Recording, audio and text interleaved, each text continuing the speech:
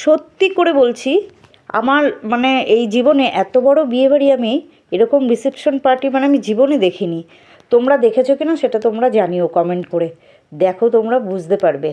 মানে এরকম এলাহি আয়োজন, এরকম প্যান্ডেল, এইরকম সব, মানে আমি ভাবতেই পারিনি যে এইরকম একটা বিয়েবাড়ি আমি যেতে পারবো। দেখো, আমি সবাই দেখে অবাক, মানে আমি তো অবাক হয়েছি, প্রত্যেকেই দেখে অবাক।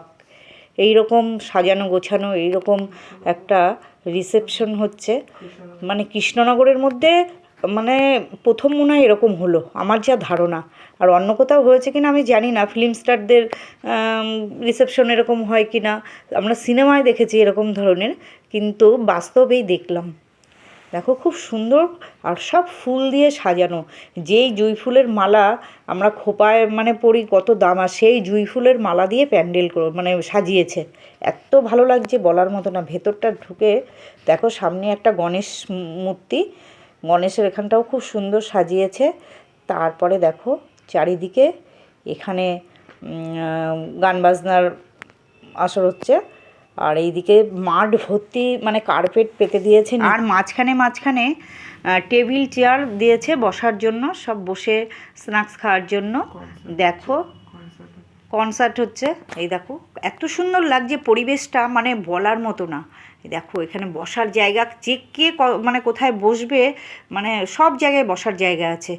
এত ঘুরে ঘুরে মানে দেখছি। আর খাবার, বসে আছি, সব খাবার নিয়ে নিয়ে ঘুরছে, আমরাও খাচ্ছি। নানান রকমের স্ন্যাক্সের আয়োজন করেছে। তারপর এক ধরনের জিলিপি দিয়ে আর ক্ষীর দিয়ে করেছে, সেটাও খেয়েছি। সব রকমই একটু একটু করে চেখে দেখেছি। দেখো, বসার জায়গাগুলোও কত সুন্দর।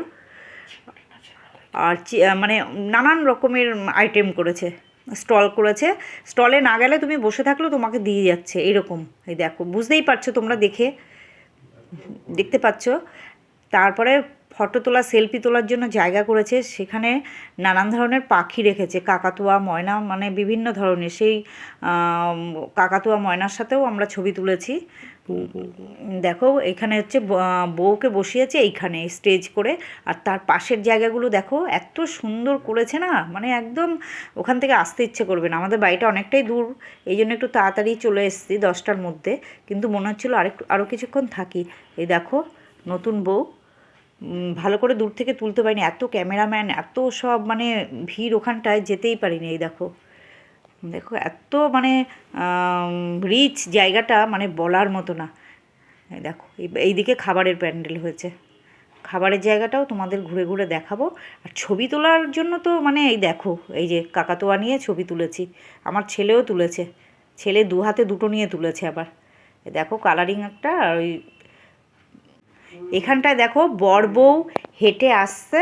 আর একটা সেই সিনেমায় দেখি না আমরা, ধোয়ার মধ্যে দিয়ে আসছে, সেই রকম একটা মেশিন দিয়ে ধোয়ার সৃষ্টি করেছে, করে সেইখান দিয়ে বর বউ হেঁটে আসছে। দেখো, জায়গাটা মনে হচ্ছে একদম মানে ফিল্মি শ্যুটিং হচ্ছে। শ্যুটিংয়ের মানে আমরা তো কোনোদিনও শ্যুটিং দেখিনি, শ্যুটিং মনে হচ্ছিলো শ্যুটিং দেখছি। এই দেখো, পুরো ধোয়া হয়ে গেল জায়গাটা, মেঘের মতো। আর কত সুন্দর সাজানোটা। এইবার আমরা খেতে চলে এসেছি, খেতে বসবো, কারণ খেতেও 1 ঘন্টা লেগে যাবে। যা মানে আইটেম করেছে, নানান রকমের আইটেম করেছে। তোমাদের মেনু কার্ডটা দেখিয়ে দিলাম, মুখে আর আমি বললাম না। ছেলেকে বললাম খাবারের ছবিগুলো তোল, ছেলে বলল না, লোকে আদি খেলে ভাববে।